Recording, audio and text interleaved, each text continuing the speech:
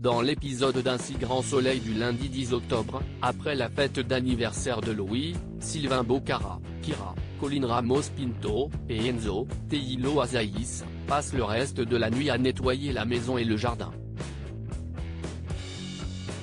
De retour de Rocamadour, Claire, Mélanie Maudran, et Florent, Fabrice Deville, inspectent leur maison au petit matin mais ne trouvent rien à redire.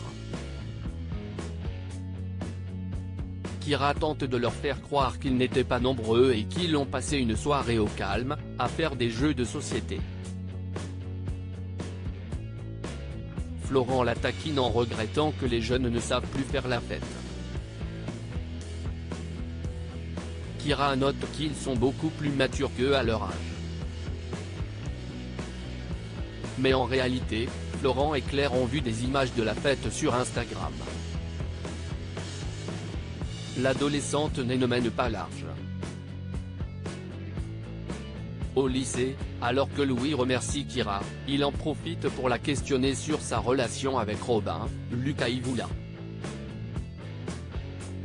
La jeune femme lui fait donc croire que Robin est son style de garçon et qu'il l'embrasse très bien. Thaïs, Lila Guerreau, elle, a eu une panne de réveil et arrive avec un petit peu de retard au cours de Damien, Pierre Andron. Le professeur exige qu'elle aille voir la CPE et revienne avec un bond de retard. Mais la lycéenne se braque, tutoie son enseignant et l'envoie balader sèchement. Après son cours, Damien demande à Sabine, Gaëlla Ledeva, si elle pourrait le remplacer demain lors de la sortie au pont du Gard, mais elle a une journée très chargée et voit mal la proviseure gérer son remplacement au pied levé. De son côté, le père de Thaïs s'inquiète pour sa fille. Il a remarqué qu'elle n'était pas dans son assiette ces derniers temps. Il a conscience de ne pas être assez disponible pour elle mais il lui assure qu'en cas de besoin, il est là. Pendant son service, Thaïs reçoit ensuite un appel de Damien. Il lui avoue ne pas avoir été honnête avec elle. Si Damien ignore ce qu'il se passe entre eux, il reconnaît que cela a compté pour lui. Elle reste son élève donc il est obligé de la tenir à distance. Néanmoins, il lui demande si elle peut attendre la fin de l'année scolaire pour qu'ils vivent ce qu'ils ont à vivre. Même si ce ne sera pas facile, Thaïs se dit prête à attendre. Ulysse agresse Yvon. Ulysse décide de régler ses comptes avec Yvon mais le critique refuse de retirer sa critique, jugeant que les œuvres de son ex-compagnon sont médiocres. Surtout, il estime que si Ulysse avait un minimum de dignité, il ne serait pas devant lui à faire sa pleureuse. Il ne fallait pas davantage pour que le jeune artiste perde son sang-froid et la grippe par le col.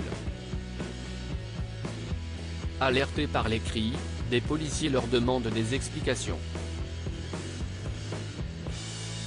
Au même moment, Alix, Nadia Fossier, appelle Guillaume, Manuel Blanc, pour qu'il revienne sur sa décision. Elle est même prête à lui accorder une remise de 10% sur les toiles sur lesquelles il avait mis une option mais ce dernier refuse. Yvon, lui, a porté plainte contre Ulysse pour coups et blessures. Auditionné par Thierry, Nicolas Géroux, l'artiste juge cette plainte abusive, d'autant qu'il clame ne pas avoir frappé son ex. Thierry lui explique que leur dossier va être transmis au procureur, lequel décidera d'éventuelles poursuites. Face à toute cette histoire, Ulysse décide de rendre son atelier et fait ses cartons. Blessé, il rend Alix responsable de sa situation. En tombant sur une photographie du grand-père d'Ulysse entouré d'œuvres d'art, cette dernière en déduit qu'elles ont une grande valeur marchande. mais Ulysse lui assure du contraire, rapportant que son grand-père a acheté ces croûtes parce qu'elles lui plaisaient. De son côté, Hélène, Sophie Letellier, songe sérieusement à changer de métier. Elle pense ne plus avoir la vocation. Si la proposition d'Alix tient toujours, elle nuance tout de même, puisqu'à l'heure actuelle, elle est à court de trésorerie.